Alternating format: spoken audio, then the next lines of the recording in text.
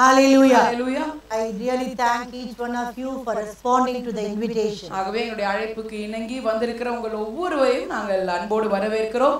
So let us proceed on to God's word. கர்த்தருடைய வார்த்தைக்கு நேராக நாம் கடந்து செல்வோம். Let us turn our Bibles to Matthew chapter 3 verse 11. மத்தேயு எழுதின சுவிசேஷம் 3ஆம் அதிகாரம் 11ஆம் வசனத்திற்கு நேராக வேதாகமத்தை திருப்பிக் கொள்வோம். The topic of my message is fire of the Holy Spirit. என்னுடைய செய்தியின் தலைப்பு பரிசுத்த ஆவியானவரின் அக்கினி. Let us read the key verse found in Matthew 3:11. மத்தேயு எழுதின சுவிசேஷம் 3ஆம் அதிகாரம் 11ஆம் வசனத்திற்கு நேராக திருப்பிக் கொள்வோம். Let us read only the last part.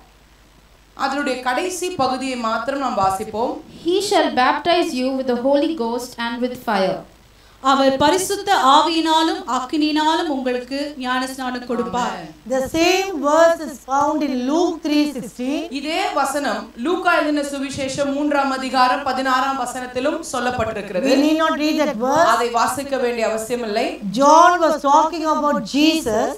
யோவான் இயேசுவை குறித்து பேசும்போது He says Jesus shall baptize you with the Holy Ghost and with fire. அங்கே யோவான் ஸ்நானகன் இயேசுவை குறித்து சொல்லும்போது சொல்லுகிறார், அவர் பரிசுத்த ஆவியினாலும் அக்கினியினாலும் உங்களுக்கு ஞானஸ்நானம் கொடுப்பார். I want to tell you only the Lord Jesus Christ can fill us with the Holy Ghost and with fire. நான் ஒன்று சொல்லுகிறேன், ஆண்டவராகிய இயேசு கிறிஸ்துவினால் மாத்திரமே நமக்கு ஆவியினாலும் அக்கினியினாலும் நமக்கு ஞானஸ்நானம் கொடுக்க முடியும். It is true, some of you have already received the Holy Spirit. அநேகர் நாம் ஏற்கனவே பரிசுத்த ஆவியானவரை பெற்றுக்கொண்டிருக்கிறோம், அது உண்மைதான். And some of you have not received the Holy Spirit because you took baptism recently. ஒரு சிலர் இன்னும் பரிசுத்த ஆவியானவருடைய அபிஷேகத்தை பெற்றுக்கொள்ளவில்லை, ஏனென்றால் சமீபமாய் தான் நீங்கள் ஞானஸ்நானம் பெற்றுக்கொண்டீர்கள். So we are going to have a prayer session for both the groups of people. ஆகவே இந்த இரண்டு கூட்டத்தாருக்கும் சேர்த்தே தான் ஜெபத்தை நாம் வைக்க போகிறோம். So one group asking the Lord to fill them with the Holy Spirit for the first time.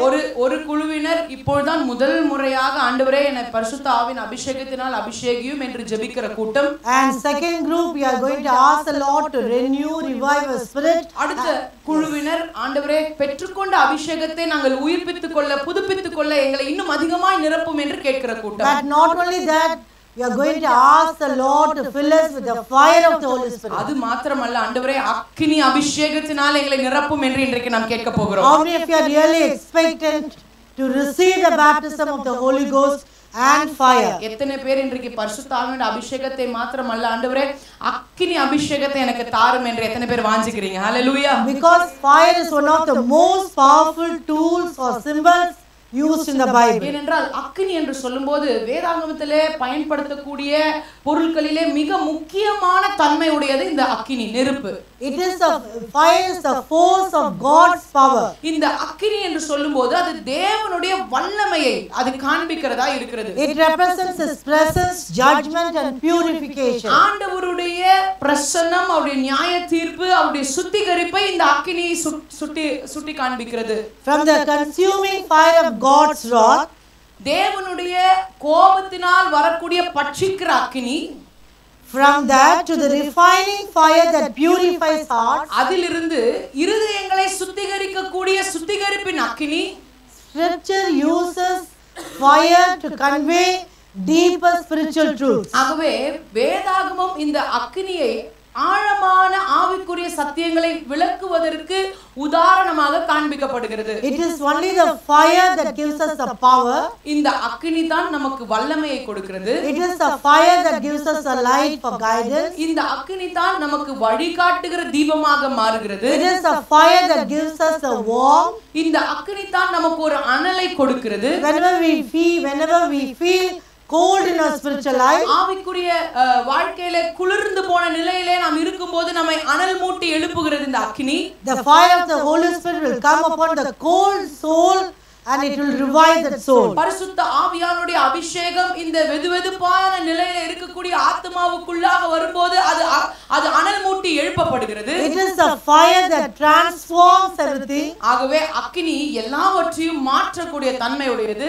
As gold is passed through fire, எப்படி ஒரு தங்கமானது அக்கினிக்குள்ளாக புடமிடப்படுகிறதோ, and all the the dross is being removed as it passes through the fire. அந்த அக்கினி கூடாக கடந்து போகும்போது அதோட எல்லா அசுத்தங்களும் எப்படி நீங்கி போகிறதோ, and we get the pure gold, ஒரு சுத்தமான பொன்னை நாம் பெற்றுக்கொள்கிறோமோ, which becomes more valuable, அது இன்னும் அதிக மதிப்புடையதாய் மாறுகிறது போல, and more beneficial, இன்னும் அதிகமாய் பிரயோஜனமாய் மாறுகிறது போல. in the same way, அதே போல if you allow yourself to be baptized with fire, fully immersed by the fire of the Holy Ghost, நீங்கள் இந்த பரிசுத்த ஆவியானுடைய அக்கினி அபிஷேகத்திலே முற்றிலுமாய் முழுகும்போது, அதற்கு நீங்கள் முழுமையாய் அர்ப்பணிக்கும்போது, the fire will burn all the unwanted things, உங்களுடைய வாழ்க்கையில காணப்படுகிற எல்லா தேவையில்லாத காரியங்களை இந்த அக்கினி சுட்டெரிக்கும், all the impurities, எல்லா அசுத்தங்களையும், and it will give you new shining or new illuminance. ஒரு புதிய பளபளப்பின் தோற்றத்தை அது உங்களுக்கு கொடுக்கும்.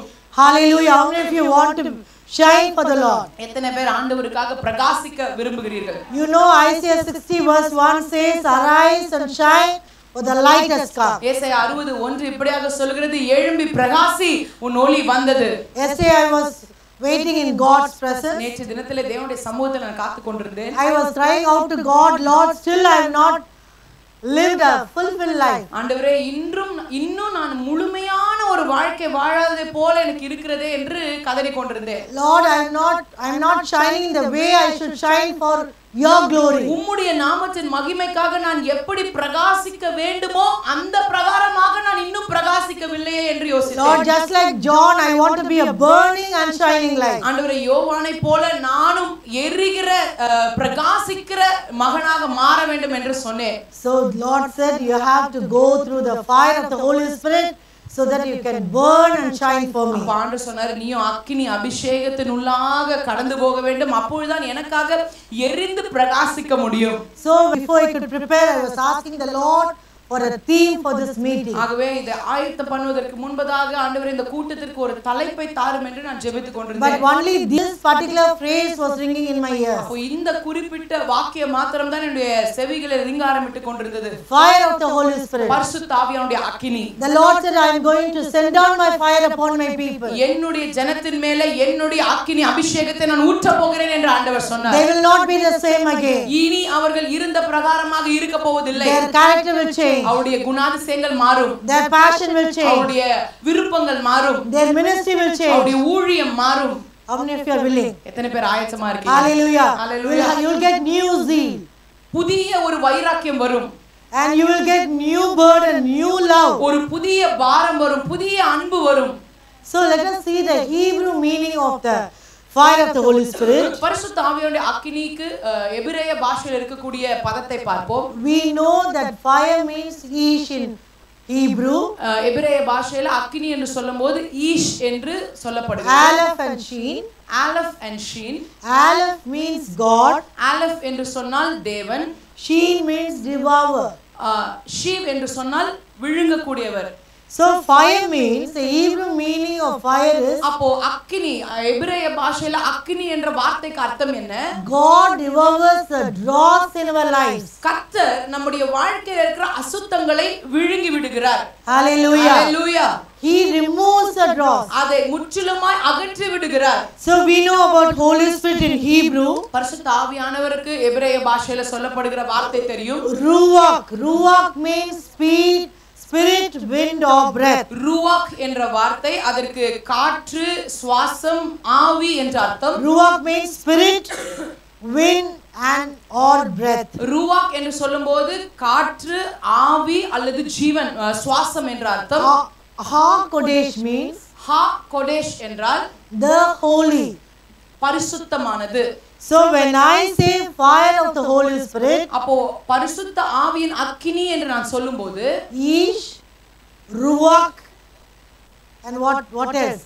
Ha Kodesh. ஈஷ், ருவாக், ஹா கொடேஷ். Can we pronounce it with our mouth so that we can get it into our system? சேர்ந்து சொல்லலாமா? நம்ம சொல்லும்போது தான் அது நமக்கு பழக்கம் வரும். ஈஷ், Ish, Ruach, ருவாக், Ha Kodesh. ஹா கொடேஷ். I am going to get Ish, Ruach, Ha Kodesh. Kodesh. எனக்கு இன்னைக்கு ஆண்டவர் ஈஷ் ருவாக் ஹா கோடேக் என்ற அபிஷேகத்தை தர போகிறார். ஆமென். Hallelujah. Hallelujah. When I say fire of the Holy Spirit, நான் பரிசுத்த ஆவியானுடைய அக்கினி என்று சொல்லும்போது it is not emotional excitement. ஏதோ ஒரு உணர்ச்சி பூர்வமாய் வரக்கூடிய ஒரு சந்தோஷம் அல்ல. It is a personal encounter with the Lord. இது தேவனோடு தனிப்பட்ட ரீதியிலே நான் பெற்றுக்கொள்ள போகிற ஒரு It உறவு. will fall upon each one of you. நாம் ஒவ்வொருவர் மேலும் அப்படிப்பட்ட அபிஷேகம் இன்றைக்கு கர்த்தர் தர போகிறார். As it happened on the day of Pentecost. பெந்தெகோஸ்தே என்னும் நாள் வந்தபோது நடந்த அந்த சம்பவம்.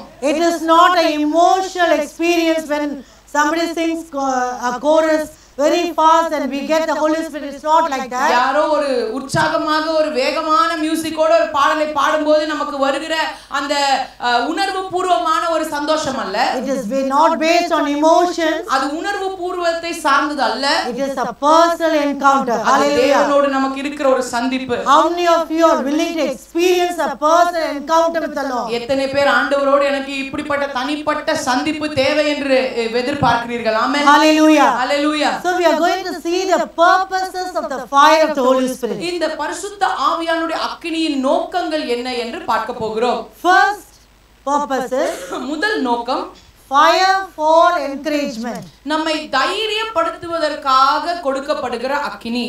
And second purposes, இரண்டாவது நோக்கம் fire for enlargement. விரிவாக்கப்படுகிறதற்காக கொடுக்கப்படுகிற அக்கினி. And thirdly, மூன்றாவதாக fire for empowerment. Fire for empowerment. நம்ம இன்னும் அதிக உற்சாகப்படுத்தி மேம்படுத்துவதற்காக கொடுக்கப்படுகிற அக்கினி. So first of all, let us see fire for encouragement. முதலாவதாக நம்மை தைரியப்படுத்துகிற அக்கினியை குறித்து பார்ப்போம். The purpose of the fire is to encourage and revive the depressed. இந்த அக்கினி கொடுக்கப்படுகிற நோக்கம் என்னவென்று சொன்னால் நம்மை தைரியப்படுத்தி நம்முடைய மன அழுத்தத்தை எல்லாம் மாற்றுவதற்காக. Fire represents passion, transformation, energy and resilience.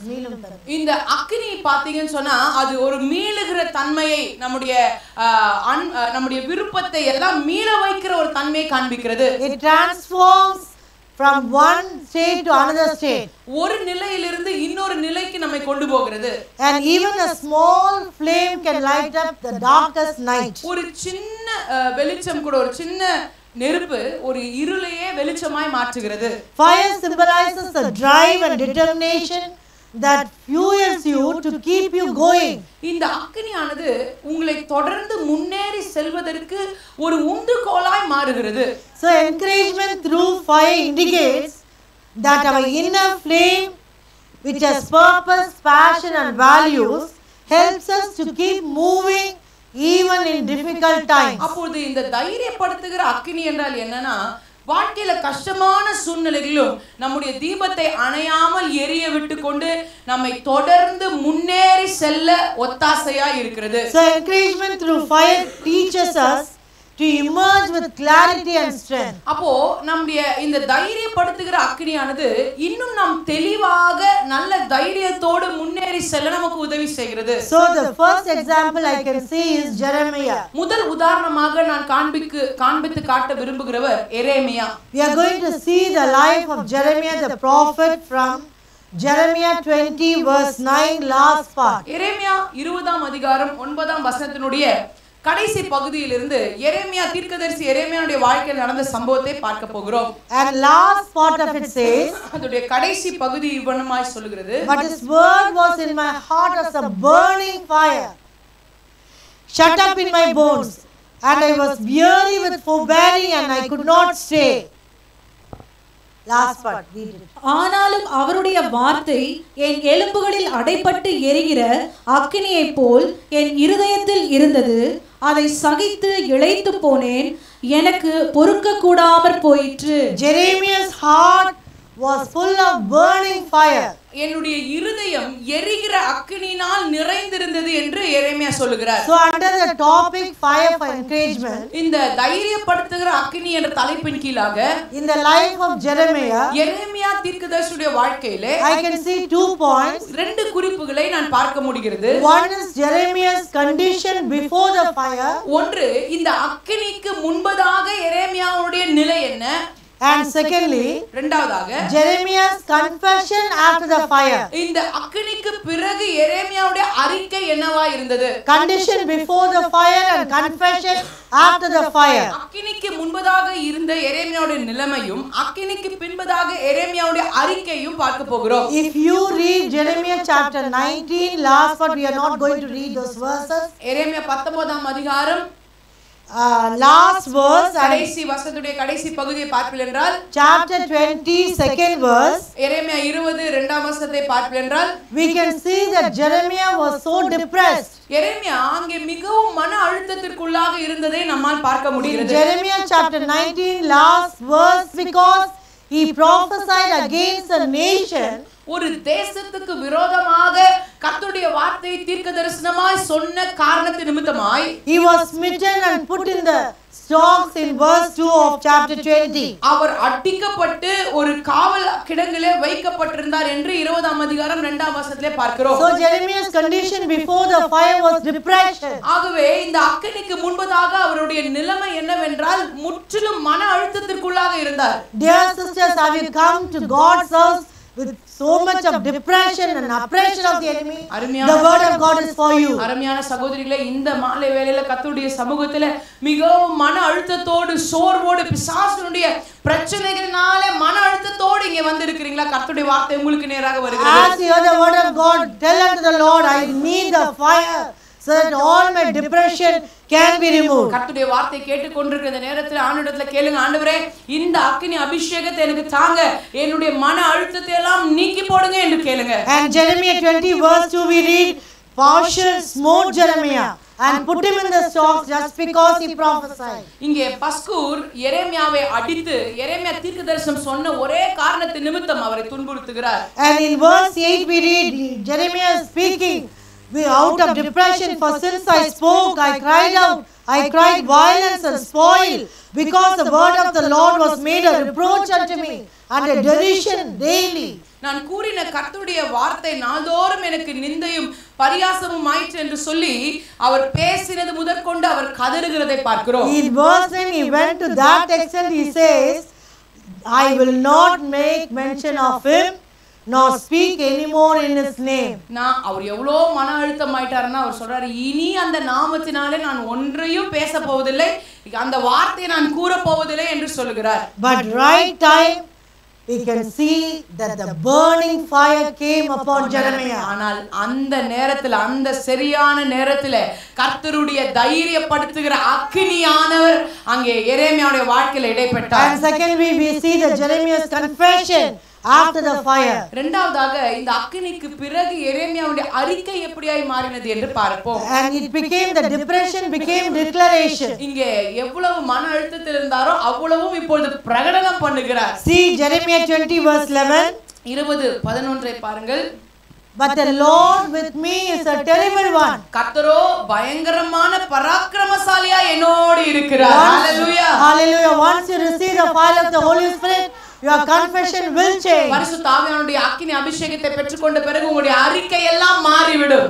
The Lord is with you, dear sister. கர்த்தர் உங்களோடு கூட இருக்கிறார் பிரியமான சகோதரிகளே. As a terrible one. எப்படி இருக்கிறார்? பயங்கரமான பராக்கிரமசாலியாய். Fighting a battle. உங்களுடைய யுத்தத்தை நடப்பிக்கிறவராய். Giving his presence to you. அவருடைய பிரசன்னத்தை உங்களுக்கு கொடுக்கிறவராய். Comforting you. உங்களை அரவணைக்கிறவராய். In spite of opposition. எல்லா உபத்திரவங்கள் பிரச்சனைகளுக்கு மத்தியிலே. Even in ministry we have faced so many opposition, so many obstacles. It was only the fire of God that kept us going till now. ஊழியத்திலும் கூட எத்தனையோ போராட்டங்கள் எத்தனையோ எதிர்ப்புகளை நாங்கள் சந்தித்தோம். ஆனால் இன்று வரைக்கும் கர்த்தருடைய அக்கினி மயமானவர் எங்கள் பட்சத்தில் நின்று எங்களை பாதுகாத்துக் கொண்டிருக்கிறார். So many times Satan will put words of depression. அநேக நேரங்களில் பிசாசானவன் மன அழுத்தத்தின் வார்த்தைகளை வாயில வைப்பான். I heard the words of depression in 2012. 2012ஆம் ஆண்டிலே இப்படிப்பட்ட மன அழுத்தத்தின் வார்த்தைகள் எனக்கும் வந்தது. When some of the members rose against us, rose against the ministry. ஊழியத்துக்கு விரோதமாக எங்களுக்கு விரோதமாக சில நபர்கள் எழும்பும்போது, when they spoke against the vision I got from the Lord, தேவனிடத்திலிருந்து நான் பெற்றுக்கொண்ட தரிசனத்திற்கு விரோதமாக அவர்கள் எழும்பி பேசினபோது, Satan is telling me, why are you still in Perambur? பிசாசு என்ன பார்த்து சொன்னா, ஏன் இன்னும் நீ பெரம்பூர்ல இருக்க? Run away. ஓடிடு, இங்க இருந்து போயிடு. But God had a different plan for us. Hallelujah. ஆண்டவர் எங்களுக்காக வேற திட்டத்தை வைத்திருந்தார். When Hallelujah. we waited in God's presence, நாங்க தேவ சமூகத்துல காத்து கொண்டிருந்த போது the fire of burning, the burning fire really revived us. இந்த எரிகிற அக்கினி மயமானவர் எங்களை புதுப்பித்தார். So we were able to say, He that is with us is greater than he that is in the world. Can we confess it? அப்பொழுது நாங்க தைரியமா சொன்னோம், உலகத்திலே இருக்கிறவனை காட்டிலும் எங்களுக்குள் இருக்கிறவர் பெரியவர். Hallelujah. Hallelujah. And he says in verse 12, fully his confession changes, his condition changes, so his confession changes. 12ஆம் வசனத்தில் அவருடைய நிலைமை முற்றிலுமாய் மாறி அவருடைய அறிக்கை இப்பொழுது வித்தியாசமாய் மாறிவிட்டது. Verse 12, he is calling out, O Lord of hosts. இங்கே சேனைகளின் கர்த்தரே, கர்த்தாவே என்று சொல்லி அழைக்கிறார். You know, Jeremiah's condition before the fire was he was a single man. இங்கே அக்கினிக்கு முன்பதாக எரேமியாவுடைய நிலை என்னன்னா, அவன் தனிப்பட்ட ஒரு நபராய் நின்று கொண்டிருந்தான். Because when he was put inside the prison, he was alone there. ஏனென்றால் சிறைச்சாலையிலே அவனை தள்ளின போது அங்கே தனிப்பட்ட நபராய் அங்கே காணப்பட்டான். But after getting the burning fire within his heart, ஆனால் தன்னுடைய இருதயத்தில் இந்த எரிகிற அக்கினியை அவன் பெற்றுக்கொண்ட பிறகு he says, I am not alone, the Lord of hosts is with me. அவன் இப்ப சொல்றான், நான் தனிமையா இல்ல, சேனைகளின் கர்த்தர் என்னோடு கூட இருக்கிறார். Hallelujah. Hallelujah. The whole army of Lord of hosts is with me. சேனைகளின் கர்த்தர் என்னோடு கூட இருக்கிறார் என்று சொல்லுகிறார். The whole angelic host is with me. எல்லா தேவ தூதர்களுடைய சேனைகளின் தலைவர் என்னோடு கூட இருக்கிறார். Are you going through a lonely path, dear sister? ஒருவேளை தனிமையான பாதையில நீங்க கடந்து போய் கொண்டிருக்கிறீர்களா? The Lord is speaking to you. கர்த்தர் உங்களோடு கூட பேசிக் கொண்டிருக்கிறார். I, the Lord of hosts, is with you. சேனைகளின் கர்த்தராகிய நான் உன்னோடு கூட இருக்கிறேன். And myself and the Lord of hosts is a majority.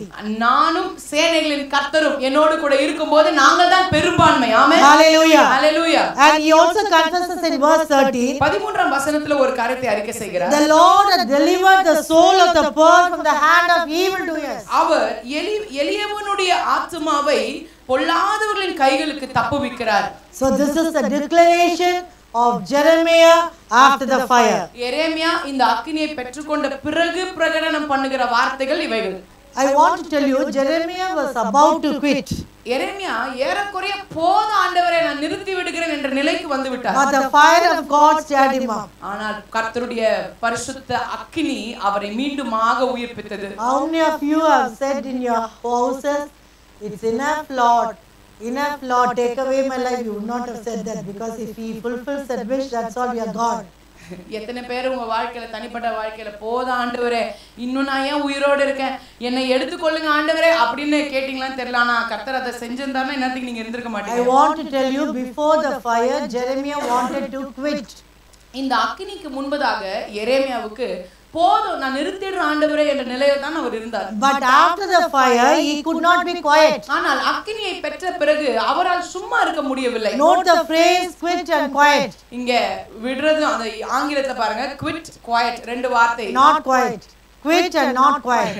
அங்கே நிறுத்தி விடுகிறதோ அமைதலா இல்லாமல் இருக்கிறதோ. When you come to the point of quitting, the fire of God will stir you up and say that you will no longer remain quiet. You will declare the name of the Lord. போத ஆண்டவரே நிறுத்துறேன்னு நீங்க சொன்னீங்கன்னா ஆண்டவர் கொடுக்கிற அக்கினி உங்களை என்ன செய்ய வைக்கும்னா, ஐயோ உங்க வார்த்தையை சொல்லாம என்னால இருக்கவே முடியாது ஆண்டவரே, நான் தொடர்ந்து ஓடுறேன் அப்படின்னு சொல்ல வைக்கும். Hallelujah. Hallelujah. And it is the fire that fills our hearts with courage to do ministry in spite of opposition. இந்த எதிர்ப்புகளின் மத்தியிலும் ஊழியத்தை செய்ய நமக்கு ஊன்றுகோலாய் இருப்பதும் கூட இந்த அக்கினி தான். And second example we can see under the first point. முதல் குறிப்புக்கு கீழே பார்க்கக்கூடிய இரண்டாவது உதாரணம் என்னவென்றால், we see our famous Peter. ரொம்ப பிரசித்தி பெற்ற நம்முடைய பேதுருவை குறித்து நாம் பார்க்க போகிறோம். Acts chapter 2 verses 3 and 14. Let us read those verses. அப்போஸ்தலர் எழுதின நடபடிகள் 2ஆம் அதிகாரம் 3-14 ரெண்டு வசனத்தை வாசிப்போம். We are seeing about fire for encouragement. இந்த தைரியப்படுத்துகிற அக்கினியை குறித்து நம்ம பார்த்து கொண்டிருக்கிறோம். So regarding the life of Peter, Acts 2:3. பேதுருடைய வாழ்க்கை குறித்து அப்போஸ்தலர் 2:3-14. And there appeared unto them cloven tongues like as of fire, and it sat upon each of them. அல்லாமலும் அக்கினி மயமான நாவுகள் போல பிரிந்திருக்கும் நாவுகள் அவர்களுக்கு காணப்பட்டு அவர்கள் ஒவ்வொருவர் மேலும் வந்து அமர்ந்தது. But Peter, standing up with the 11, lifted up his voice and said unto them, Ye men of Judea, and all ye that dwell at Jerusalem, be this known unto you, and hearken to my words.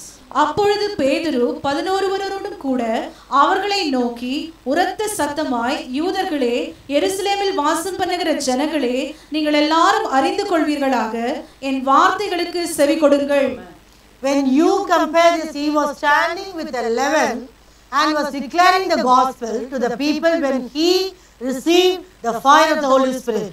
கர்த்தருடைய பரிசுத்த அக்கினியை அவன் பெற்றுக்கொண்ட பிறகு இந்த வாக்கியத்தை நீங்கள் பார்க்கும்போது பேதுரு 12 கூட நின்று எப்படி கர்த்தருடைய வார்த்தையை பேசினார் என்று நாம் ஒப்பிட்டு பார்க்கும்போது, But what was the state of Peter before the fire? இந்த அக்கினிக்கு முன்பதாக பேதுருடைய நிலைமை என்ன? When Jesus was taken for trial, இயேசு கிறிஸ்து அங்கே உபத்திரவத்திற்கு கூடாய் கடந்து செல்ல அந்த சூழ்நிலைக்கு போகும்போது, Matthew 26:69 we can see he sat without the palace, he was sitting. மத்தேயு 26ஆம் அதிகாரத்துல பார்க்கிறோம், அந்த அரண்மனைக்கு வெளியே அவன் உட்கார்ந்து கொண்டிருக்கிறார். He was denying Christ. அவன் கிறிஸ்துவை மறுதலித்துக் கொண்டிருந்தார். He did not have the boldness to say that he was with Jesus. இயேசுவோடு கூட தான் இருந்தோம் என்பதை அறிக்கை செய்ய கூட தைரியம் இல்லாதவனாய் இருந்தார். He feared the people, even and also he swore and also said, I know not a man. அங்கே ஜனங்களுக்கு பயந்து அவன் சபிக்கவும் சத்தியம் பண்ணவும் ஆரம்பிக்கிறார். When the tongues of fire came upon Peter, ஆனால் அக்கினிமயமான நாவுகள் அங்கே பேதுருவின் இடத்திலே வந்தபோது he received a new zeal, new burden. ஒரு புதிய பாரத்தை, புதிய வைராக்கியத்தை பெற்றுக்கொண்டார். He was so encouraged in his heart. அவருடைய இருதயத்தை அவ்வளவாய் தேற்றப்பட்டார். And he said, my position is not a sitting position, I want to stand up for Christ. அப்போ அவன் சொல்கிறான், நான் என்னுடைய நிலைமை உட்கார்ந்து கொண்டிருக்கிற நிலைமை அல்ல, நான் கிறிஸ்துவுக்காக எழும்பி நிற்க வேண்டிய நிலையில இருக்கிறேன். Do you know, after they were all filled with the Holy Ghost, when they spoke in other tongues, those people around them were mocking them.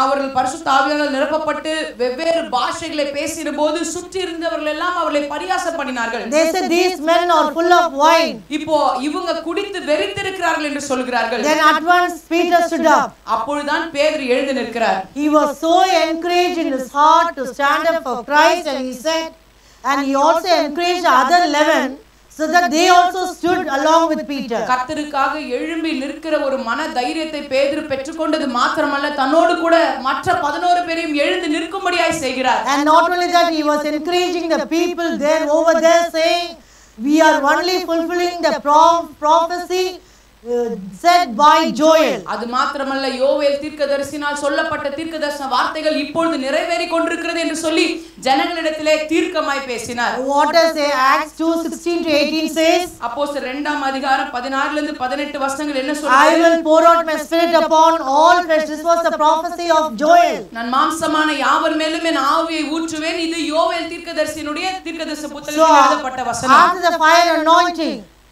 இந்த அக்கினி அபிஷேகத்துக்கு பிறகு Peter was giving an altar call for salvation in verse 21. 21ஆம் வசனத்துல பாத்தீங்கன்னா ரட்சிப்புக்காக ஒரு alter கால் கொடுக்கிறார். முன்னாடி வாங்க அப்படினு சொல்லுகிறார். If you know the name of the Lord, you shall be saved. இயேசு கிறிஸ்துவின் நாமத்தை அறிவீர்கள் என்று சொன்னால் நீங்கள் ரட்சிக்கப்படுவீர்கள் என்று சொல்லுகிறார். Before the fire, he was so adamant saying that I will deny Jesus Christ. அக்கினிக்கு முன்பதாக இயேசுவா அவரை யாருன்னு எனக்கு தெரியாதேன்னு சொல்லி மறுதலித்த அதே பேதுரு. But Acts 2:21 we read, அப்போஸ்தலர் 2:22ல பார்க்கிறோம், after the fire, இங்கே அக்கினியை பெற்றுக்கொண்ட பிறகு he was bold enough to proclaim the name of God. இங்கே நசனாகிய இயேசு கிறிஸ்து என்ற அந்த நாமத்தை தைரியமாய் சொல்லக்கூடிய அளவுக்கு அவர் நிற்கிறார். He said, Jesus of Nazareth. Hallelujah. நசனாகிய இயேசுவை கொண்டு என்று சொல்லி தைரியமாய் சொல்லுகிறார். A man approved of God. தேவனால் அங்கீகரிக்கப்பட்ட ஒரு மனிதனாக. Now he says, I know that man Jesus of Nazareth who performs miracles. இப்போ சொல்றார், அற்புதங்களை செய்கிற நசரேயனாகிய இயேசு கிறிஸ்துவின் நாமத்தினாலே என்று சொல்கிறார். So the fire of the Holy Spirit did a wonderful difference in his life. பரிசுத்த ஆவியானவர் அவருடைய வாழ்க்கையில ஒரு பெரிய மகத்துவமான வித்தியாசத்தை கொண்டு வந்தார். Even he talks about water baptism in verse 38. ஞானஸ்தானத்தை தண்ணீரில மூழ்கி ஞானஸ்தானம் எடுப்பதை குறித்து சொல்கிறார். So who is Peter? பேதுரு யாரு? Before the fire, அக்கினிக்கு முன்பதாக பேதுரு யாரு? covered. பயந்தாங்கோலி. And after the fire, ஆனால் அக்கினிக்கு பிறகு confident man. இப்போ தைரியசாலியாய் நிற்கிறார். Before the fire, fearful man. அக்கினிக்கு முன்பதாக பயந்து நடுங்கினவர். After the fire, free man. அக்கினிக்கு பிறகு விடுதலையாக்கப்பட்டவர். Why I say free man? Acts 2:29 says, அப்போஸ்தலர் 2:29 சொல்கிறது. Let us read that verse. அந்த வசனத்தை வாசிப்போம். He was speaking to the people freely. அவர் ஜனங்களிடத்தில் விடுதலையோடு பேசினார். Men and brethren, let me freely speak unto you. That's enough. So previously he was a fearful man and now he is a free man. முதல்ல பயந்து பேசினார், இப்பொழுது தைரியத்தோடு விடுதலையாய் பேசுகிறார். Previously a man of bondage, முன்னாடி கட்டப்பட்ட ஒரு மனிதனாய் இருந்தார். but now he is a man of burden. இப்பொழுது பாரம் நிறைந்த மனிதனாய் மாறிவிட்டார். Previously a compromiser, முன்னாடி யாரோடு வேணாலும் ஒப்பிட்டு போய் விடுவார். but now an encourager. ஆனால் இப்பொழுது மற்றவர்களை தேற்றக்கூடியவராய் மாறினார். Previously a denier, முன்னாடி மறுதலித்தவனாய் இருந்தார். but now a preacher. இப்பொழுது பிரசங்கிக்கிறவராய் மாறினார். And before the fire he had fellowship with the enemies of the cross. அக்கினிக்கு முன்பதாக கிறிஸ்துவுக்கு விரோதமாய் இருக்கிறவரிடத்தில் ஐக்கியம் வைத்திருந்தார். But now after the fire experience his fellowship was only with the apostles. ஆனால் இங்கே அக்கினிக்கு பிறகு அவருடைய ஐக்கியம் எல்லாம் அப்போஸ்தலர்களோடு இருந்தது. Before the anointing he was almost lost. அங்கே அக்கினிக்கு முன்பதாக ஏறக்குறைய தன்னுடைய வாழ்க்கையில எல்லாவற்றும் முடிந்த நிலைக்கு வந்து விட்டார். But he was loved by Jesus after the anointing. ஆனால் இந்த அபிஷேகத்துக்கு பிறகு இயேசு கிறிஸ்துவால் நேசிக்கப்பட்டார். Dear sister, God's fire restores us after failure. அநேக தோல்விகளுக்கு பிறகும் இந்த அக்கினிமயமானவர் நம்மை வெற்றியோடு உயிர்ப்பிக்க முடியும். Hallelujah. Though Peter denied Jesus 3 times, பேதுரு 3 விசை இயேசுவை மறுதலித்த போதிலும் God did not cast him away. ஆண்டவர் அவனை தள்ளிவிடவில்லை. When Peter repented, பேதுரு மனம் திரும்பின போது God restored him back ஆண்டவர் மீண்டுமாக அவரை சேர்த்துக் கொண்டார். and encouraged Peter with the fire of the Holy Spirit. பரிசுத்த ஆவியானவருடைய அக்கினி அபிஷேகத்தை தந்து அவரை உற்சாகப்படுத்தினார். I want to tell you, dear sister, failure did not disqualify Peter, but fire requalified Peter. அங்கே தோல்வி பேதுருவை அங்கே அவனுடைய தகுதியை நீங்கும்படி செய்யவில்லை. அக்கினிமயமானவர் அவனை மீண்டுமாக தகுதிப்படுத்தினார். Hallelujah. Hallelujah. Are you facing defeat in your life? உங்களுடைய வாழ்க்கையில நீங்களும் தோல்விகளை சந்தித்துக் கொண்டிருக்கிறீர்களா? The Lord says, I will requalify you. ஆண்டவர் சொல்றார், நான் உங்களை மீண்டுமாய் தகுதிப்படுத்துகிறேன். So dear sister, God's fire not only consumes sin, but it also comforts the soul. கர்த்தருடைய அக்கினியானவர் நம்முடைய குறைகளை சுட்டெரிக்கிறவர் மாத்திரமல்ல, நம்முடைய ஆத்மாவை தேற்றுகிறவராய் இருக்கிறார். And under the first heading I want to give you another example. இந்த முதல் தலைப்பிலே இன்னொரு உதாரணத்தையும் சொல்ல விரும்புகிறேன். Third example is Elijah on Mount Carmel. மூன்றாவது உதாரணமாக கர்மேல் மலையிலே எலியாவுடைய சம்பவம். He was an example for the fire for encouragement. இங்கே தைரியப்படுத்தக்கூடிய அக்கினிக்கு அவர் ஒரு உதாரணமாய் இருக்கிறார். We know the context very well. எல்லாருக்கும் நடந்த சம்பவம் தெரியும். We know the people were halting between two opinions whether to worship Jehovah God or worship Baal. Jehovah தேவனை வணங்குவதா பாகாலை வணங்குவதா என்று சொல்லி ஜனங்கள் இரு மனமாய் குந்தி நடந்து கொண்டிருந்தார்கள். So he was asking the people, whom you will serve? அப்பொழுது எலியா தீர்க்கதரிசி எழும்பி நின்று கேட்கிறார், யாரை சேவிக்க போகிறீர்கள்? But the people answered him not a word. ஜனங்க ஒரு வார்த்தையும் அவனுக்கு மறு உத்தரவாய் We சொல்லவில்லை. read that verse in 1 Kings 18:21. 1 ராஜாக்கள் 18:21 வாசிக்கிறோம். So there he felt all alone, so much discouraged. அப்பொழுது தனித்து விடப்பட்டவனாய் மிகவும் மன சோர்வுடையவனாய் காணப்பட்டார். But when he challenged those people, ஆனால் அந்த ஜனங்களிடத்திலே சவாலாய் அவர் ஒரு காரியத்தை when சொன்னபோது, he repaired the altar, அந்த பலிபீடத்தை செப்பனிட்டு and when he made a prayer unto the Lord, தேவனை நோக்கி அவர் விண்ணப்பித்த போது, then the fire came down upon the altar. வானத்திலிருந்து அக்கினி அங்கே பலிபீடத்தை வந்து எட்டினது. Let us read 1 Kings 18:38. 1 ராஜாக்கள் 18:38 வாசிப்போம். Then the fire of the Lord fell and consumed the burnt sacrifice and the wood and the stones and the dust and licked up the water that was in the trench. அப்பொழுது கர்த்தரிடத்தில் இருந்த அக்கினி இறங்கி அந்த சர்வாங்க தகன பலியையும் விறகுகளையும் கற்களையும் மண்ணையும் பட்சித்தது, வாய்க்காலில் இருந்த தண்ணீரையும் நக்கி போட்டது. Before the fire the people did not answer him a word. இந்த அக்கினிக்கு முன்பதாக ஜனங்கள் எலியாவை பார்த்து ஒரு வார்த்தையும் சொல்லவில்லை. But when verse 39, when all the people saw the fire, ஆனால் 39ஆம் வசனத்தில் ஜனங்கள் எல்லாரும் அக்கினிமயமான மறு உத்தரவை பார்த்த பிறகு, பிறகு they fell on their faces அவர்கள் முகம் குப்புற விழுந்து and they said, the Lord is the God, the Lord is the God. அவர்கள் சொன்ன வார்த்தை கர்த்தரே தெய்வம், கர்த்தரே தெய்வம் என்று சொல்லுகிறார்கள். Hallelujah. The fire anointing upon you will make the people to say that your God is the true God. உங்க மேல இருக்கிற கர்த்தருடைய அக்கினி அபிஷேகம் மற்றவர்களை உங்களை பார்த்து சொல்ல வைக்கும், நீங்கள் ஆராதிக்கிற தேவன்தான் மெய்யான தேவன் என்று சொல்லி. The people in your locality will confess. உங்க அக்கம் பக்கம் இருக்கிற ஜனங்க அதை அறிக்கை செய்வார்கள். Your friends and relatives will confess. உங்களுடைய நண்பர்கள், உங்க உறவினர்கள் அதை அறிக்கை செய்வார்கள். But they should see the fire upon you. ஆனால் உங்கள் மேல் இருக்கிற அக்கினி அபிஷேகத்தை அவர்கள் பார்க்க வேண்டும். So after the fire, everything changed. The scenario changed. அக்கினிக்கு பிறகு எல்லாம் மாறினது, சூழ்நிலை எல்லாம் மாறினது. The people who were remaining silent and discouraged Elijah, இதுவரைக்கும் அமைதலா இருந்து எலியாவை சோர்வுக்குள்ளாக தள்ளின ஜனங்கள் now they are shouting, the Lord is God. இப்பொழுது சொல்கிறார்கள் கர்த்தரே தெய்வம், கர்த்தரே தெய்வம் என்று How சொல்கிறார்கள். Elijah would have felt that time. இப்போ எலியா எப்படி உணர்ந்திருப்பாரு?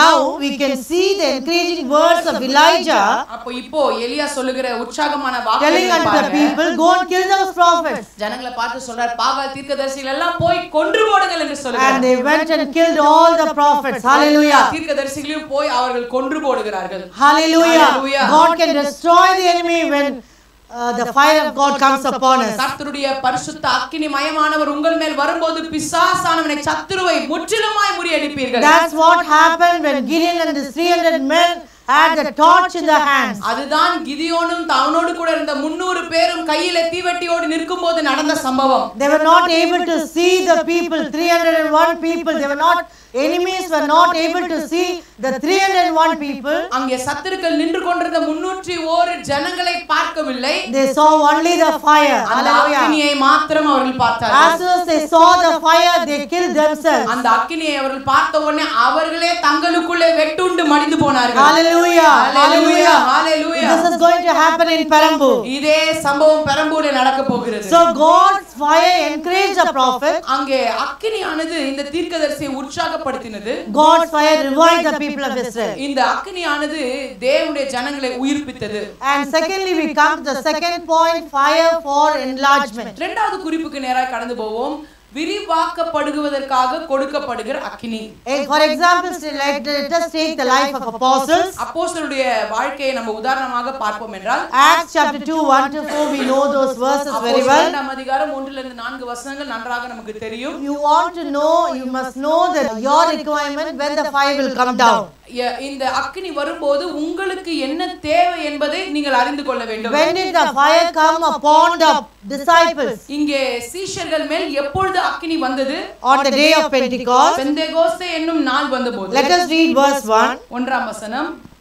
And when the day of Pentecost was fully come, they were all with one accord in one place. And then we read in 2 and 3 and 4 verses, there was cloven tongues of fire that rested upon the disciples. அல்லாமலும் அக்கினிமயமான நாவுகள் போல பிரிந்திருக்கிற நாவுகள் அவர்களுக்கு காணப்பட்டது. So when did the fire come down? எப்பொழுது அக்கினி வந்தது? Or when the day of Pentecost was fully come. Pentecost என்னும் நாள் வந்தபோது. The Pentecost means the 50th day. Pentecost என்று சொல்லும்போது 50வது நாள். When they left Israel, and from that day, on the 50th day, they received the word from Mount Sinai from the Lord. Sinai மலையிலிருந்து எகிப்திலிருந்து வெளிவந்து புறப்பட்டு வந்த 50வது நாளிலே சீனாய் மலையிலிருந்து அவர்கள் வார்த்தையை பெற்றுக்கொண்டார்கள். Similarly, on the very same day of Pentecost, அதே போல பெந்தேகோஸ்தே என்னும் நாள் வந்தபோது they were all with one accord. There was a day of renewal in their lives, and they were all filled with the fire anointing. அவர்கள் எல்லாரும் ஒருமனப்பட்டு ஓரிடத்திலே கூடி வந்து அவருடைய இருதயம் புதுப்பிக்கப்பட்ட ஒரு நிலையிலே கர்த்தருடைய அபிஷேகத்தை So பெற்றுக்கொண்டார்கள். unity will bring down fire, dear sisters. ஆகவே அருமையான சகோதரிகளே, அக்கினி எப்பொழுது வரும் என்று சொன்னால் எங்கே ஒருமனப்பாடு இருக்கிறதோ அங்கே அக்கினி வரும். Hallelujah. Hallelujah. A flame appeared above the head of every disciple. ஒவ்வொரு சீஷருடைய தலையின் மேலே பட்சிக்கிற அக்கினிமயமானவர் இறங்கினார். When the flame rested, when we read the phrase "the flame rested," it means it's a permanence of position and a lasting condition.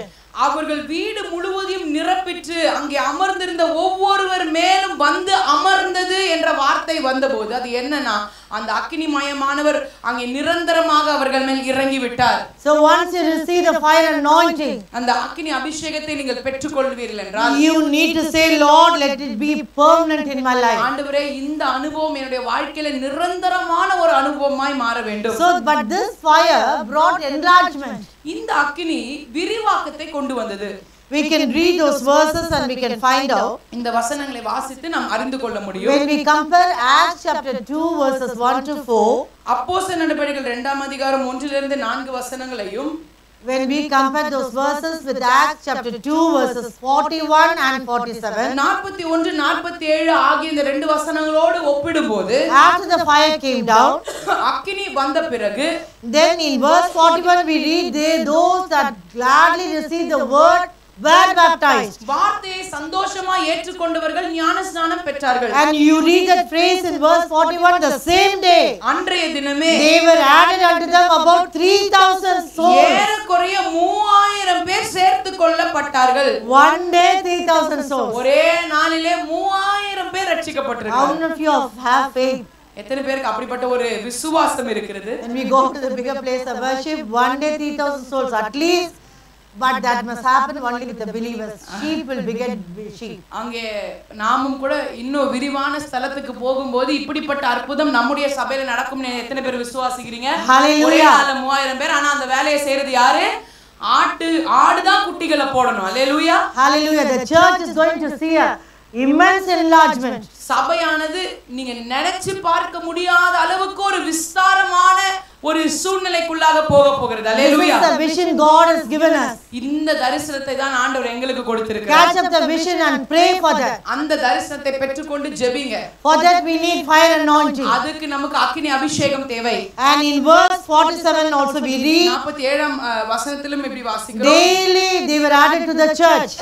ரட்சிக்கப்படுகிறவர்களை கர்த்தர் அனுதினமும் சபையிலே சேர்த்துக் கொண்டு And there was enlargement. Why I am saying? Because 3,000 became 5,000. ஏன் இதை விரிவாக்கம் என்று சொல்லுகிறேன்? 3000 பேர் இப்பொழுது 5000 பேராய் மாறி விட்டார்கள். Acts 4:4 says there were 5,000 men. அப்போஸ்தலர் 4:4ல பார்க்கிறோம் அங்கே 5000 பேர் என்று பார்க்கிறோம். It's not only addition, it's also multiplication. இது கூட்டுதல் மாத்திரமல்ல பெருக்குகிற ஒரு அனுபவமும் இருக்குது. See Acts 6:7. அப்போஸ்தலர் 6:7 பாருங்க. The number of disciples multiplied in Jerusalem greatly. இங்கே சீஷருடைய தொகை எருசலேமிலே மிகவும் பெருகிற்று.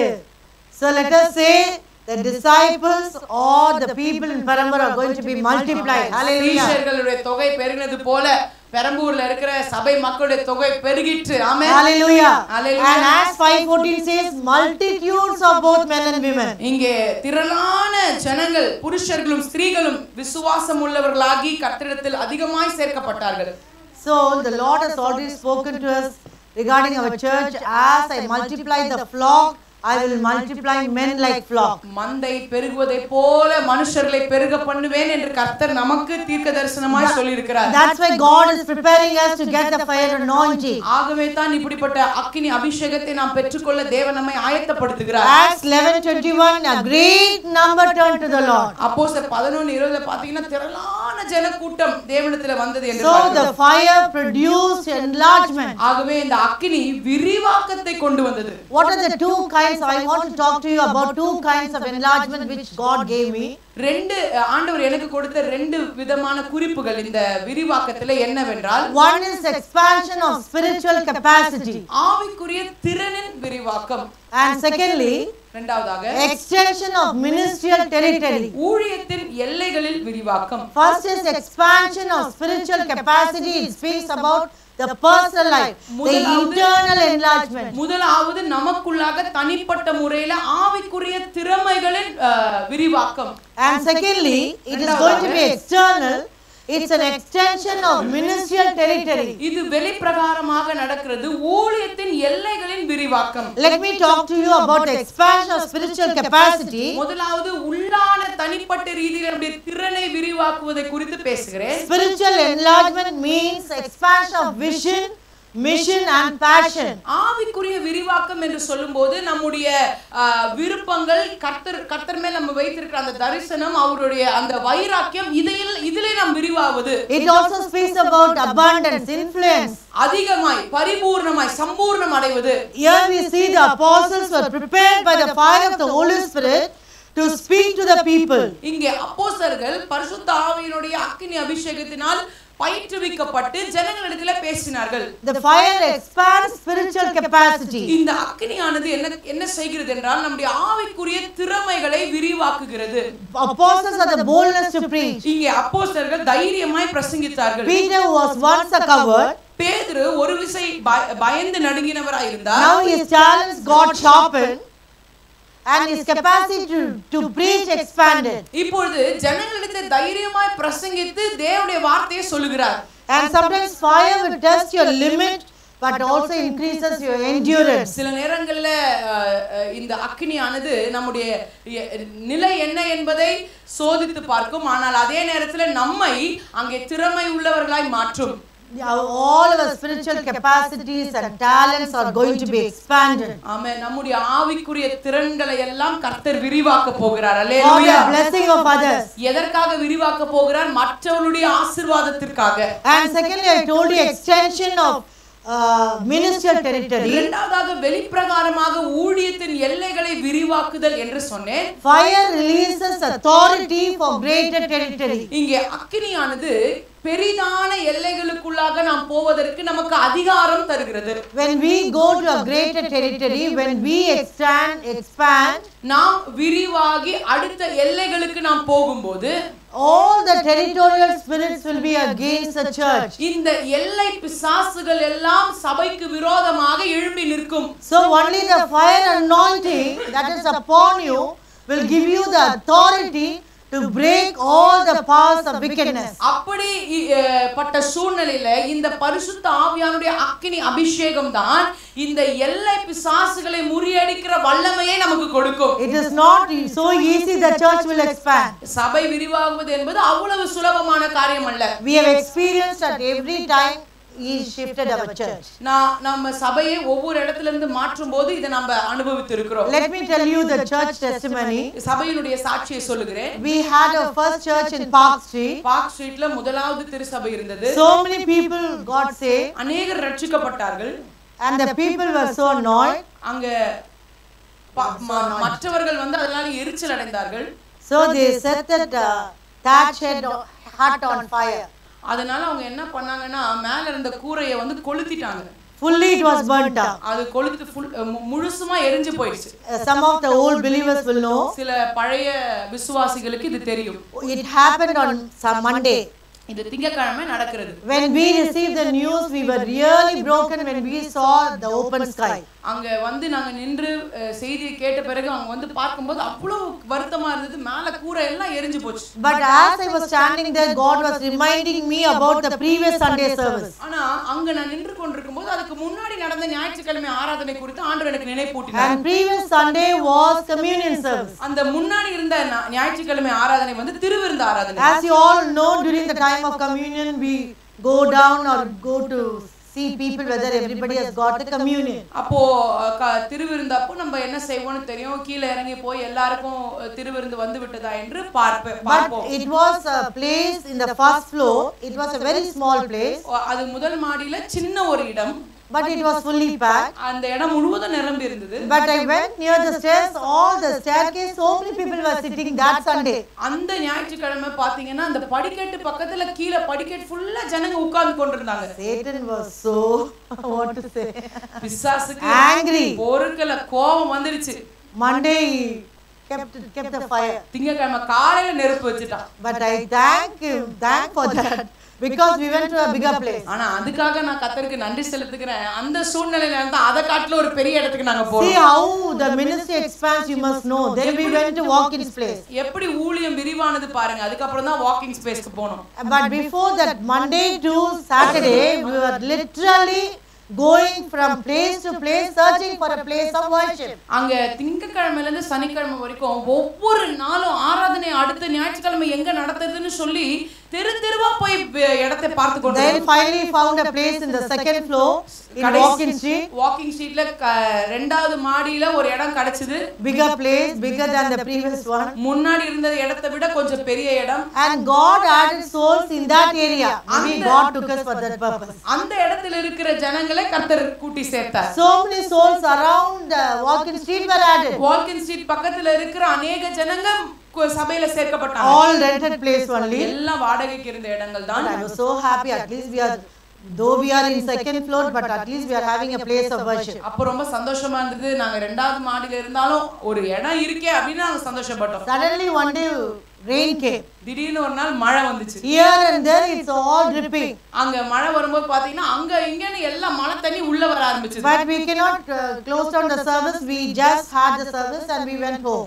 ஆராதனை நிறுத்த முடியல. அதனால ஆராதனை நடத்தி விட்டு வீட்டுக்கு போனோம். After some time Satan was angry. Many people were added. இப்போ अनेक ஜனங்க மறுபடியும் சேர்க்கப்பட்டாங்க. பிசாசுக்கு கோபம் வந்துச்சு. And those people once called us when we came down. They called us, no, we want this place for ministry. You better vacate. அப்போ நாங்க மேல இருந்து கீழ இறங்கி வரும்போது அந்த வீட்டு ஓனர் பாத்துட்டு இல்ல எங்களுக்கு இந்த இடம் வேணும் நீங்க காலி பண்ணிடுங்கன்னு சொல்லிட்டாங்க. So we vacated. அங்க இருந்து காலி பண்ணோம். We came to this place. இந்த இடத்துக்கு வந்தோம். But before coming to this place, ஆனா இந்த இடத்துக்கு வரதுக்கு the முன்னாடி document had gone to the pond. இந்த இடத்தினுடைய பத்திரம் வந்து பாத்தீங்கன்னா அது அடகு கடையில இருந்துச்சு.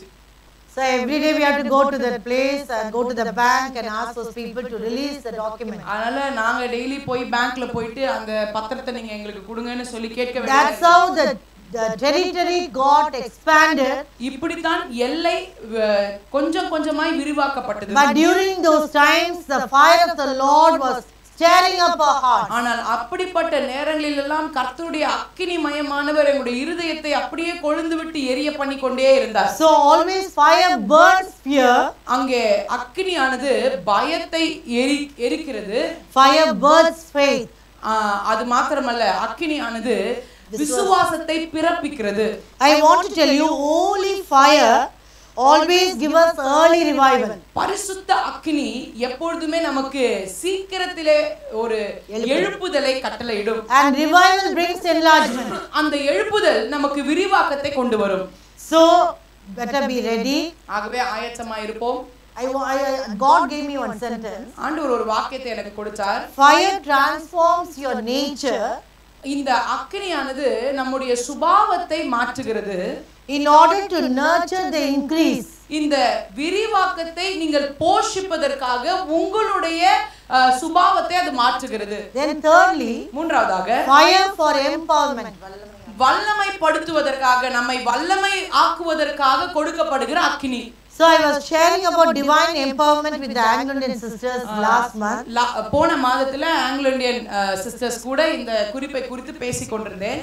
But now I am going to share about the fire for empowerment. இந்த வல்லமையை பெற்றுக்கொள்வதற்காக கொடுக்கப்படுகிற அக்கினி என்று பேச போகிறேன். What is empowerment? இந்த வல்லமையை பெற்றுக்கொள்வது என்றால் என்ன? It refers to the divine enabling of individuals to fulfill his will and purpose. ஆண்டவருடைய சித்தத்தையும் நோக்கத்தையும் நிறைவேற்ற ஒவ்வொரு தனிப்பட்ட நபருக்கு கர்த்தர் கொடுக்கிற வல்லமை தான் இது. ஹalleluya.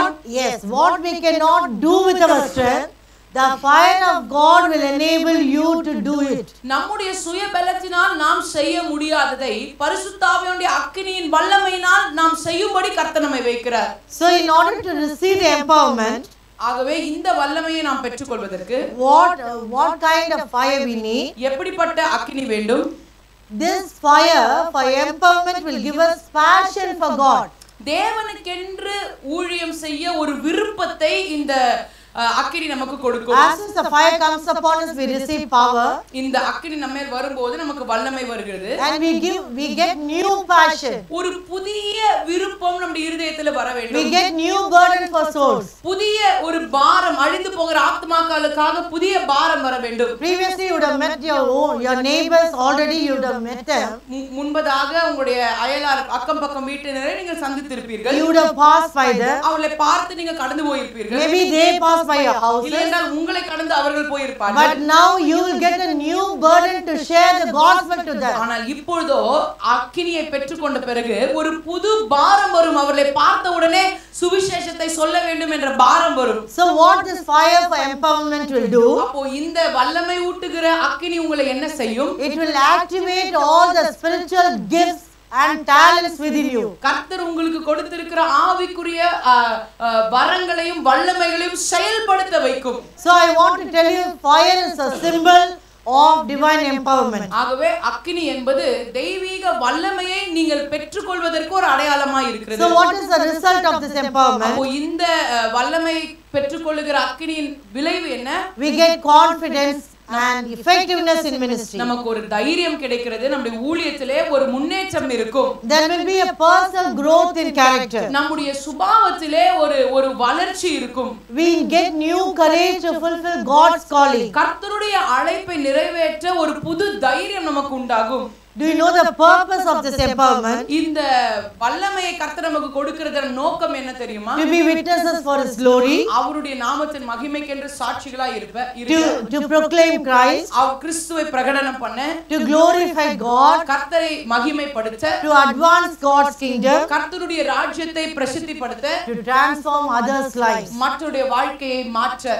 How many of you get a burden for your community? எத்தனை பேர் நீங்க வசிக்கிற இடத்திற்குரிய ஒரு பாரத்தை கர்த்தர் உங்களுக்கு கொடுக்கிறார்? Do you have a burden for your community? உங்களுடைய சமுதாயத்திலே ஒரு தாக்கத்தை உண்டு பண்ண வேண்டும் என்ற பாரம் இருக்கிறதா? Maybe an Anglican committee or maybe a Tamilian community. உங்களுடைய குழுவுக்குள்ளாக, உங்களுடைய சமுதாயத்துக்குள்ளாக, அது தமிழ் பேசுறவரா இருக்கட்டும் இல்ல ஆங்கிலம் பேசுறவரா இருக்கட்டும், உங்களுடைய சமுதாயத்திலே ஒரு தாக்கத்தை உண்டாக்க வேண்டும் என்ற பாரம் இருக்கிறதா? This fire of God will empower you to do what you did not do, what you could not do previously. இந்த அக்கினி மயமானவர் இதுவரைக்கும் நீங்க செய்யாததை, செய்ய முடியாததை இப்பொழுது செய்ய வைப்பார். Do you know what the fire did to the fishermen? இங்க இருந்த மீனவர்களிடத்திலே கர்த்தருடைய அக்கினி என்ன செய்தது தெரியுமா? Fire transformed ordinary people like fishermen into world changing apostles. மீனவர்களாய், சாதாரண மீனவர்களாய் இருந்த அவர்களை இந்த அக்கினி உலக பிரசித்தி பெற்ற அப்போஸ்தலராய் மாற்றினது. And I want to tell you two kinds of empowerment. இந்த வல்லமையை பெற்றுக்கொள்கிறதுல ரெண்டு விதத்தை சொல்லுகிறேன். One is empowerment for divine calling. இந்த தெய்வீக அழைப்பை மேற்கொள்ள நமக்கு வல்லமை வேண்டும். And secondly, empowerment for divine authority. ஒரு தெய்வீக அதிகாரத்தை பெற்றுக்கொள்ள நமக்கு வல்லமை வேண்டும். When I say empowerment for calling, இந்த அழைப்பை பெற்றுக்கொள்ள வல்லமை வேண்டும் என்று சொல்லும்போது we see Moses and the burning bush. மோசேயும் எரிகிற அக்கினி சூளையும் அந்த பட்சிக்கிற அக்கினியும் பார்க்கிறோம். Exodus 3:2 we read. யாத்திராகமம் 3:2 வாசிக்கிறோம். Exodus 3:2, let us read that verse. யாத்திராகமம் 3:2. And the angel of the Lord appeared unto him in a flame of fire out of the midst of a bush. And he looked, and behold, the bush burned with fire, and the bush was not consumed. அங்கே கர்த்தருடைய தூதனானவர் ஒரு முட்செடியின் நடுவிலிருந்து உண்டான அக்கினி ஜுவாலையிலே நின்று அவனுக்கு தரிசனமானார். அப்பொழுது அவன் உற்று பார்த்தான், முட்செடி அக்கினியால் ஜுவாலித்து எரிந்தும் அது வெந்து போகாமல் இருந்தது. Fire in the bush symbolizes God's commission and God's calling to Moses. இந்த முட்செடியிலிருந்து தோன்றின அக்கினி ஜுவாலை மோசேக்கென்று தேவன் வைத்திருந்த அந்த வேலையும் அது அழைப்பையும் காண்பித்தது. Moses feels so inadequate and tries to decline the call of God. இப்பொழுது தேவனுடைய அழைப்புக்கு தான் தகுதியற்றவன் என்று எண்ணி மோசே अनेक சாக்கு போக்குகளை சொல்கிறார். But God promises to be with him. ஆனால் கர்த்தர் தன்னோடு கூட இருப்பேன் என்று வாக்கு பண்ணுகிறார். And the voice of God came out of the fire and gave him a mission. தேவனுடைய வார்த்தை இந்த அக்கினி ஜுவாலையிலிருந்து வெளியே வந்து அவரோடு பேசி அவருக்கு வாக்குத்தத்தங்களை கொடுத்தது. So he had a powerful encounter with the Lord. இப்போது தேவனோடு ஒரு வல்லமையான சந்திப்பு அவருக்கு அங்கே ஏற்பட்டது. I want to tell you, God doesn't call the qualified, but he qualifies the called people. ஆண்டவர் தகுதி உள்ளவர்களை அழைக்கிறவர் அல்ல, ஆனால் தம்மால் அழைக்கப்பட்டவர்களை தகுதிப்படுத்துகிறவர். Hallelujah. We are not worthy to do the ministry of God. ஆண்டவருடைய ஊழியத்தை செய்ய நமக்கு ஒரு தகுதியும் இல்லை. But he qualifies us to fulfill his call. ஆனால் அவருடைய அழைப்பை நிறைவேற்ற நம்மை தகுதிப்படுத்துகிறவர் அவர். Not only did God speak out of the burning bush, இந்த முட்செடியின் மத்தியிலிருந்து அக்கினிமயமானவர் பேசுறது மாத்திரமல்ல, but he also revealed to Moses out of the burning bush who he was. அவர் யாரா இருக்கிறார் என்பதையும் இந்த அக்கினியில் இருந்து அவர் வெளிப்படுத்தினார். Exodus 3:14. யாத்திராகமம் 3:14.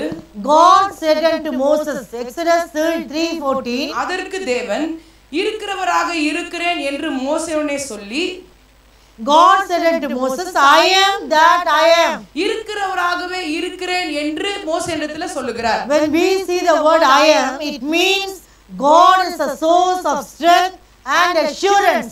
இருக்கிறவராக இருக்கிறேன் என்று சொல்லும்போது உன்னுடைய பலத்தினுடைய முழு சக்தியும் நான் தான் என்பதை தேவன் அங்கே நிரூபிக்கிறார். How many of you can say, Lord, empower me to do your ministry? எத்தனை பேர் சொல்லுங்க, ஆண்டவரே உம்முடைய ஊழியத்தை செய்ய என்னை வல்லமையாய் உம்முடைய வல்லமையினால் நிரப்பும் என்று. And secondly, I told you about the empowerment for God, for divine authority. இங்கே தெய்வீக அதிகாரத்தை பெற்றுக்கொள்ள நமக்கு ஆண்டவர் வல்லமையை தருகிறார். We read the example of Isaiah.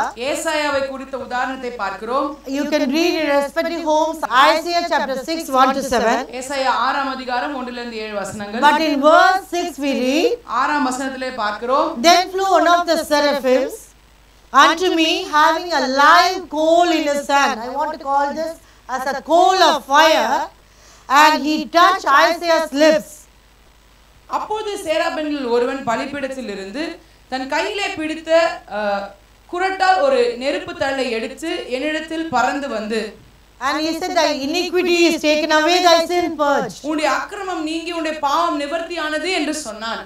Here we see the steps of empowerment in Isaiah's life. ஏசாயாவுடைய வாழ்க்கையில கர்த்தர் எப்படி அவரை வல்லமைக்குள்ளாக்கினார் என்பதை படிப்படியாய் பார்க்க முடிகிறது. First of all, he had the vision of God seated on the throne. முதலாவது அங்கே சிங்காசனத்தில் வீற்றிருக்கிற கர்த்தருடைய தரிசனத்தை அவர் பார்க்கிறார். And secondly, the fire of God came upon his lips to purify him. இரண்டாவதாக கர்த்தருடைய அக்கினி அவருடைய உதடுகளை தொடுகிறது அவரை சுத்திகரிப்பதற்காக. And thirdly, the voice of God. மூன்றாவதாக கர்த்தருடைய சத்தத்தை கேட்கிறார்.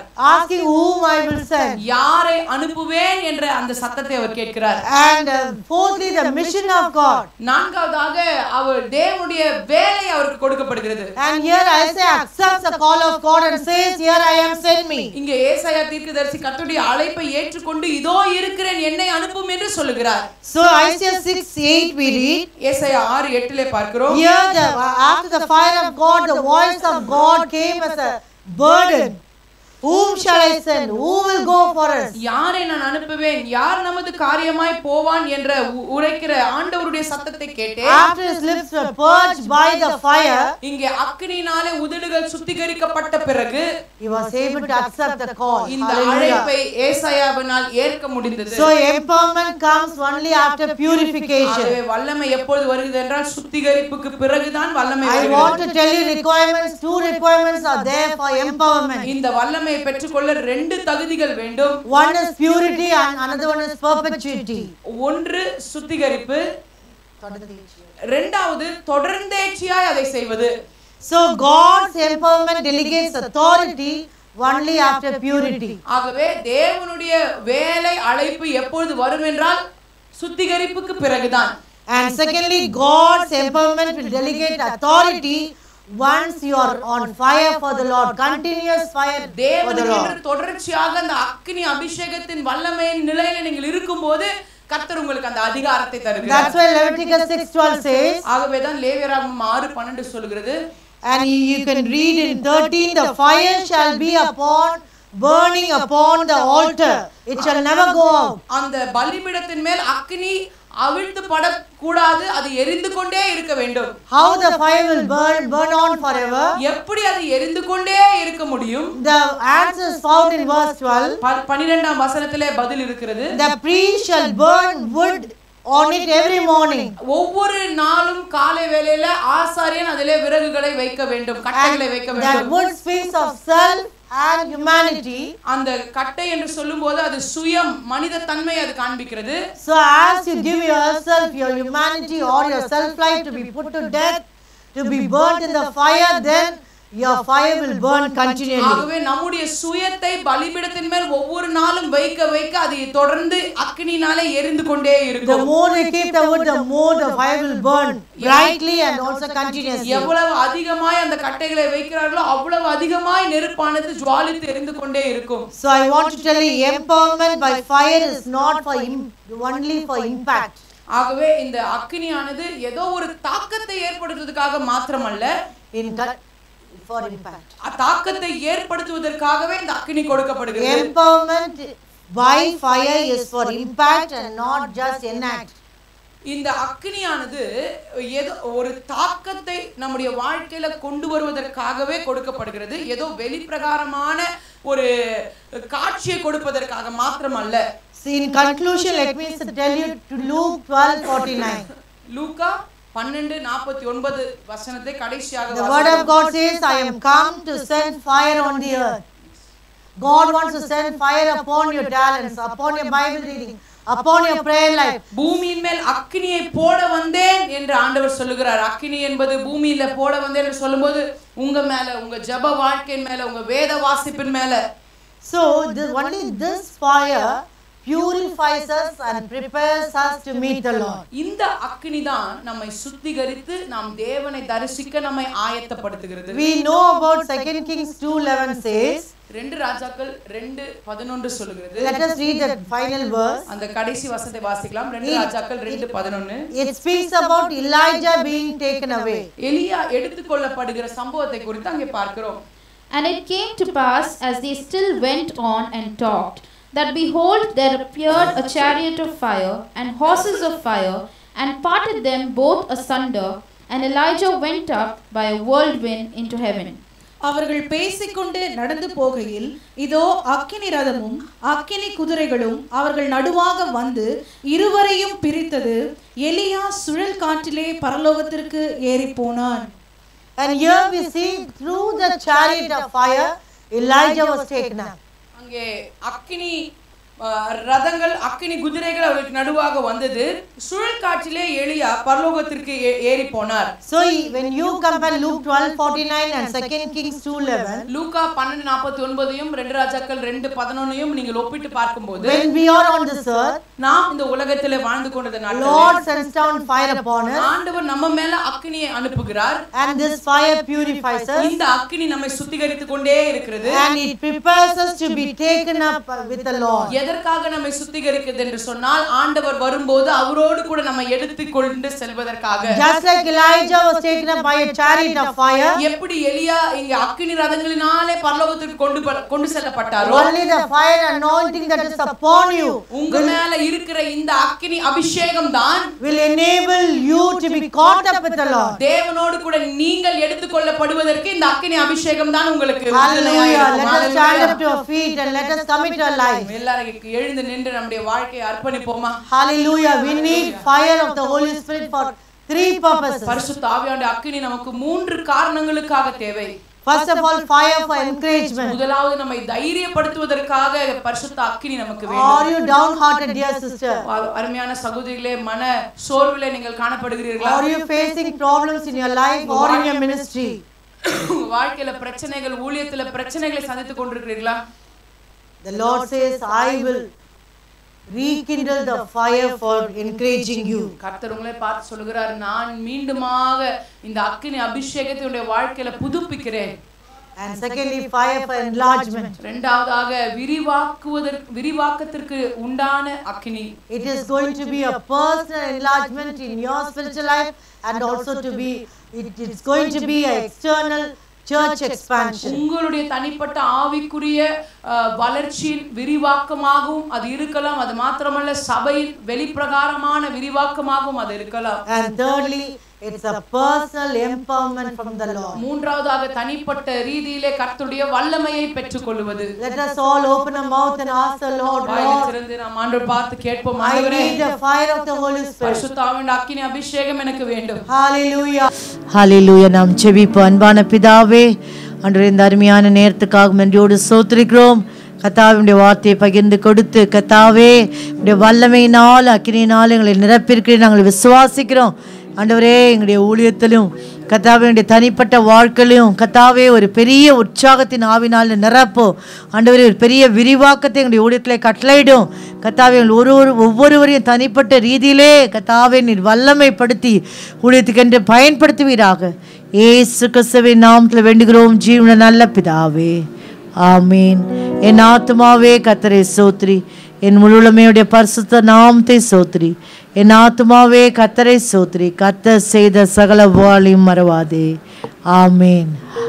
ஹல்லேலூயா. கர்த்தர் உங்களை ஆசீர்வதிப்பார்.